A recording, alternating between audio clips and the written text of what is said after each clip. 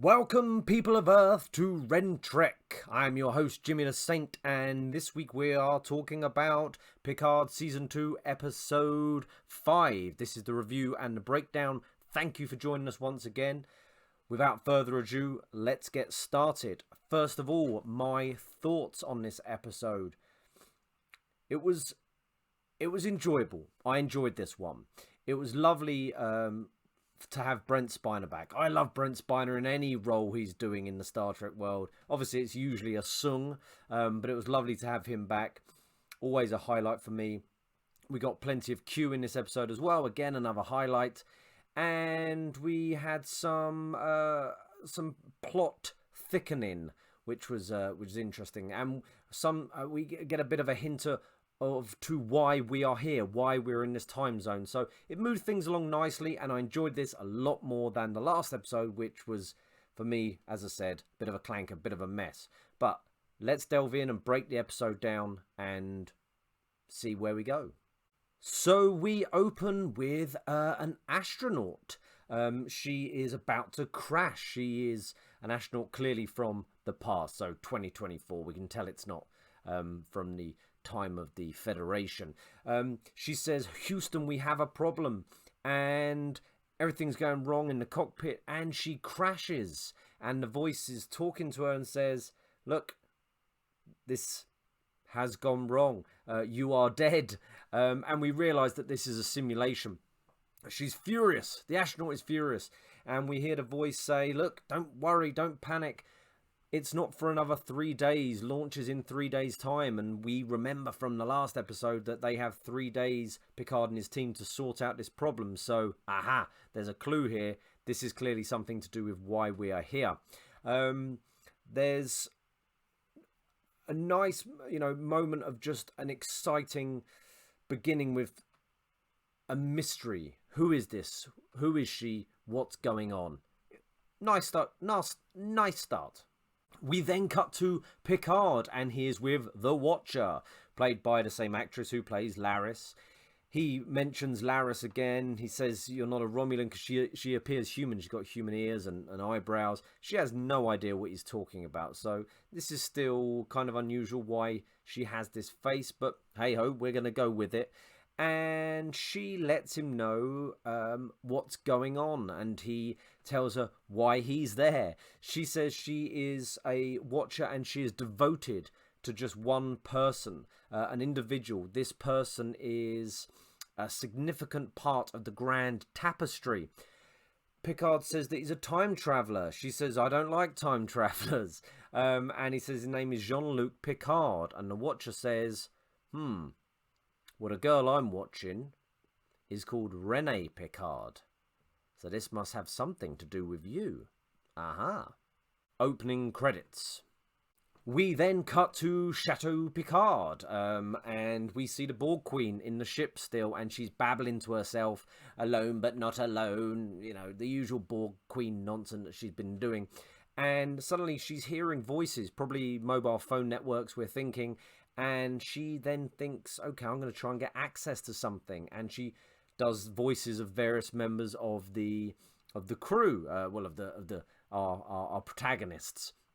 Eventually, she gets around to doing Rios, and she gets access to the ship, and she says, give me access to the phone networks. And she makes a call, and she calls the police, and she puts on she speaks in French, not just the accent, she speaks in French, and she says that there is a woman in trouble, please, I'm in trouble. And she says there's a woman in trouble, actually. Come quickly. And the police says, we'll be right there. We then cut to Raffi and Seven. They are still waiting for that bus to turn up with Rios. We see Rios on the bus, and Seven and Raffi still arguing. Seven says, according to the tricorder, the bus is going to be here in a bit. Let's get violent. Let's take care of this. Seven's like, there must be a better way of doing this. And again, this constant bickering is getting very, very frustrating. But they're bickering about the timeline and not creating butterflies, as it's been mentioned before in the other episode. We're like, yeah, you need to be careful when you get Rios out, She then, Seven uses the tricorder, sends out this electromagnetic pulse, I think, which stops the bus. And Seven says, look, a stationary bus is easier to take hold of. Rios on board says to the other guys, one of the chaps who was there with him, right, are you ready? Says it in Spanish. The guard's like, shut the hell up. As a bit of a look around, the guard comes into the bit where the illegal immigrants are, and Rios jumps up, boom, boom, boom, takes him out a bit, and one of the other chaps from behind gives him the old Star Trek 2 hands to the back, knocks that guard down. The driver goes to turn around, doors open, and Raffi, I think it is, takes out the driver with another pulse from this tricorder. Not seen this done before, but okay. These are slightly from the future, so hey ho, yeah, that's what she does. They then start letting everyone off the bus and letting all the illegal immigrants go. I'm not suggesting that those immigrants should have been there in the first place. I do not know what their legal status was.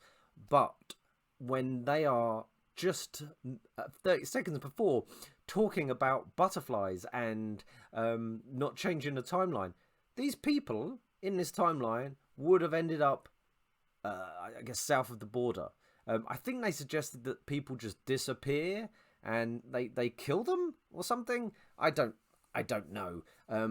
But these people, obviously, each one of them is going to affect the timeline. So I think them trying to get their message across of, look, we shouldn't be sending illegal immigrants anywhere. We should be keeping them in America, completely goes against them not trying to change the timeline.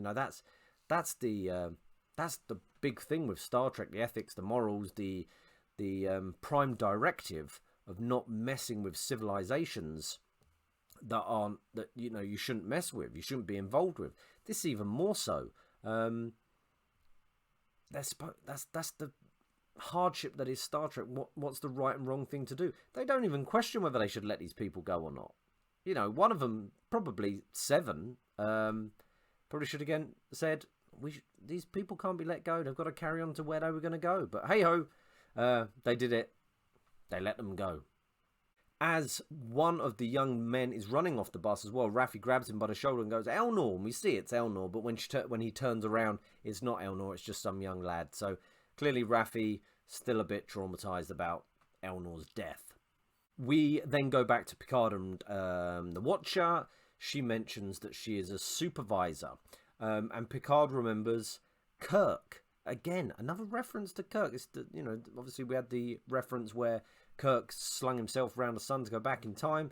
Now referencing original Trek again. Captain Kirk once met someone who was called a supervisor, and Picard says, yes, his name was Gary 7, which was hilarious to hear Picard say Gary, the dying name in England. Gary 7. He was a protector of time. But just again, a little callback to that episode of the original series. Whilst they're chatting, we keep cutting to Rene Picard at a therapist's office. We see she's struggling in her life, and the Watcher explains how amazing Rene Picard is and all the things she's done at a young age. She even went to university when she was 16. And this thing that does happen, sometimes there's people out there where this does happen, and how NASA was desperate to get their hands on this, this young prodigy, and yeah, this seemed a little bit weird to me, because Picard was going, yeah, she's clearly an amazing woman, which clearly she is, but Picard has spoken about his ancestors way before Rene Picard. And about different wars they've fought in and what they did. This is a super smart astronaut relative of his who went up in this Europa mission, this big mission that's clearly very important to the future of humankind. How does he not know about her? It was a little bit weird that he wouldn't, because he does know about his family, so it's a little bit odd. We then find out that Rene Picard is suffering from anxiety and depression, and there's a chance that she may not go to space. This may stop her from going to space. Of course it would. She must be covering this up very well, because I imagine NASA do very serious psychological testing on their astronauts before they go into space, because it's not easy on the old noggin going into space. But she must be keeping this very well under wraps. And she's talking to her therapist, and we find out, because Picard says, hang on, I know that voice of the therapist. They're spying on her in her therapy session, by the way. Picard says, oh, can we do this? And the Watcher says, yeah, we're doing it. And spinning the camera around in the therapy session, whatever camera this is, I don't know what she's got. And we see that her therapist is Q. Q is there. And Q is saying, maybe you shouldn't go. He's telling her not to go, which obviously is weird, you know, for a therapist to be giving that sort of advice. But that is what Q is saying. We then cut to a board of people, 3 people behind a big desk, and they're being talked to by Brent Spiner. Brent Spiner is back, as I said, and he is playing Adam Sung. Interesting name, Adam Sung. Obviously, Adam is the first man on Earth, according to the Bible, and it's starting to maybe look clear that the reason why Brent is able to play all the Sungs, because he has played Noonien Sung, he's playing Adam Sung, he played I can't remember his name, the other Sung in Picard season 1, and he played the other Sung back in Star Trek Enterprise, where he was part of the eugenics wars, and he experimented on it was partly the work that he was doing that caused the Klingons to get rid of their bumps. So he's played a good few Sungs. So Adam is talking about genetics, and how the genetic work that he's working on could save his daughter's life. She cannot go out in the sun. Her blood will boil. She's a very ill young lady. And they say, you experimented on soldiers. And he said, they were ex-soldiers, come on. And they go, no, we're stripping you of your license to practice science. And he's, he's furious. We then cut to Brent Spiner's home. He goes through his door. He gets sprayed with stuff, because he obviously has to get cleansed, decontaminated, before he goes in to see his daughter. And his daughter is played by the same actress who played Soji, and Soji's twin sister, and the other androids from season 1. And we can see that she is, she's a bubble girl, basically. She can't go out. A single speck of dust could kill her. And it's interesting that Soji, the actress plays Soji, is playing the daughter now of Brent. I hope that they clear this up, and there's a reason why she is playing this character. The thought of clones is really springing to mind here. I know that Data and Soji aren't clones, even though I guess Soji is technically a clone of Data from one of his neurons, from his neural network. But I think there's been a lot of cloning going on in the Sung family for a long time. Adam Sung then gets a message come through saying, I can help you, comes up on a screen. Check your 3D printer. He walks over to a 3D printer, and something is being printed out, and we see that it is a business card with a big Q on it. He goes, Q. It's got a big Q on it, and with a phone number. So that is Q's business card. Sends it to a 3D printer. Waste of Adam Sung's material. Not cheap 3D printers, but hey ho. We then go back to Chateau Picard, and the French police officer has turned up, and he's walking around, and it's dark, and he's communicating on his walkie-talkie, and there's bad signal. He's saying there's no one here. We do see Agnes asleep on a couch, but she obviously doesn't hear him. And he looks out the window, and he sees the ship's Rios' ship with the Borg Queen on it, the cloak sort of fluctuating. He's like, Sacre bleu. Yeah, right, bit of French. And he goes to go outside. The cop is then in the ship. He's walking around. He can't believe his eyes. Where is he? What is he doing? But he's walking around this ship, and he's got his gun. I think he's got his gun. He has got his gun. And it's very dark, and he hears, oh, help me, over here. Borg Queen being a bit sneaky. Come this way.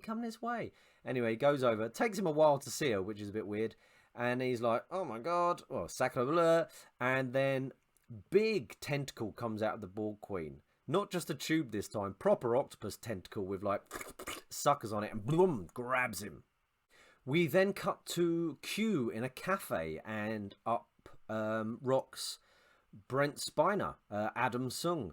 And I like this, as I said, I love Brent Spiner, I love Q. It's nice getting them in a scene together. And they have a chat about Q being critically ill, I think he sort of mentions. And Sung says, look, who are you? You're probably a nut job. I get a lot of nut jobs calling me up, including crazy women who'd want me to clone their fucking cats. He swears, he says they're fucking cats. Two interesting things. One, I think it's the first time I heard Brent swear. Certainly fucking. He says shit in Generations. But I didn't mind him swearing so much. I know people aren't a fan of swearing in New Trek, but I was okay with it. He's a man at the end of his tether. And also he mentions cloning their cats. Again, these links to cloning. And he also says to Q, if you muck with me around, I'll kill you. So he's clearly a man on the edge, old Adam Sung. Q then says it's ironic that a geneticist would have a daughter dying of this genetic disease. And he gives Adam Sung a small vial of like blue liquid and says this can help. This will help. He says if it does help, you then have to help me with something. Q wanting a favor. We then go back to Picard and the Watcher, and we find out that there is a gala on for the astronauts and all the people involved in this Europa space mission. And Picard says we need to get into that gala so we can meet up with Rene Picard and convince her to go to space, cure her of her anxiety and depression in one quick chat with good old Jean-Luc. He says, come and meet my crew, they'll be able to help us. Then we see Agnes asleep on the couch still at Chateau Picard, and we hear the Borg Queen using some sort of tannoy to say, Agnes, Agnes, wake up, I've got something for you, come on board. Agnes wakes up, she's like, oh, what's going on? She sees a shotgun on Jean-Luc's wall, she takes it down, and we cut.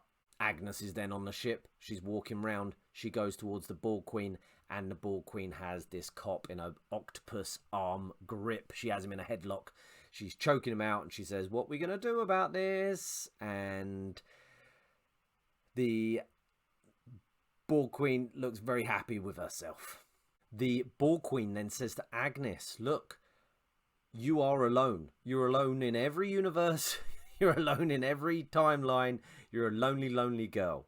And I want you to join with me. Together we can, you know, we'll be good.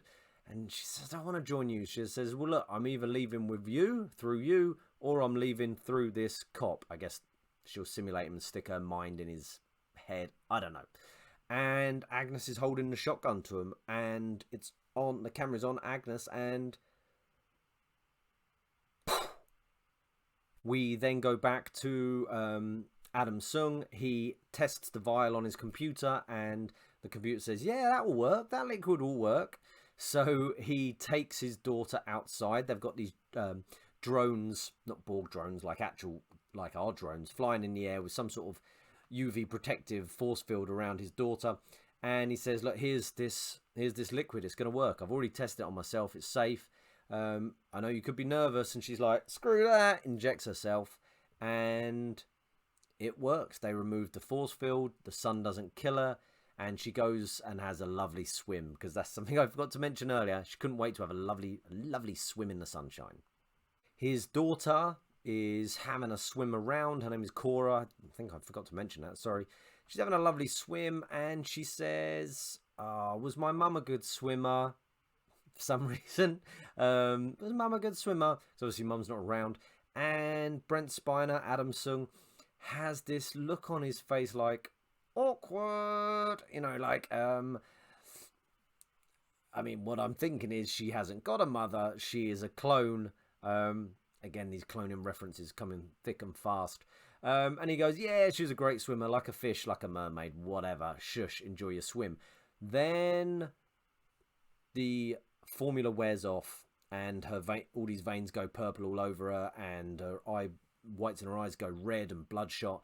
And he's like, oh, quick, drones! And the drones come back and go over her, and we can see that has worn off and things don't look good. We are then back on the ship. Seven and Rios and Raffi come back, and Agnes is covered in blood. She's beamed them on. She's covered in blood. She says, "Don't worry, it's not mine." And we find out that Agnes actually shot the Borg Queen. She was holding a shotgun at the cop and the Borg Queen, and the suspicion was she had shot the cop, because that would have been the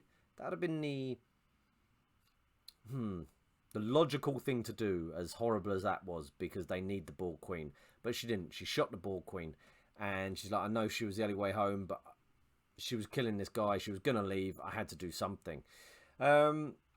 Yeah, she then says that she's fixed up the cop and fixed most of his organs, so he's all good to go, and she's wiped his memory as well, so that was handy.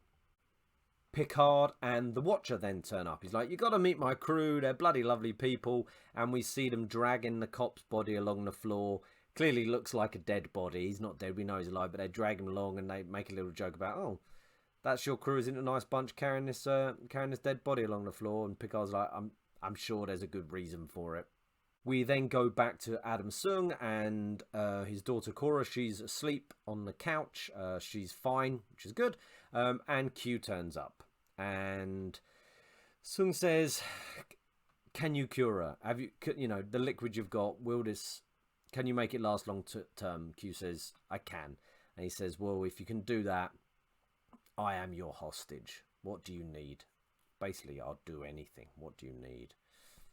We then go back to Picard and the crew and the Watcher, and they're discussing Rene Picard. He's got them up to speed.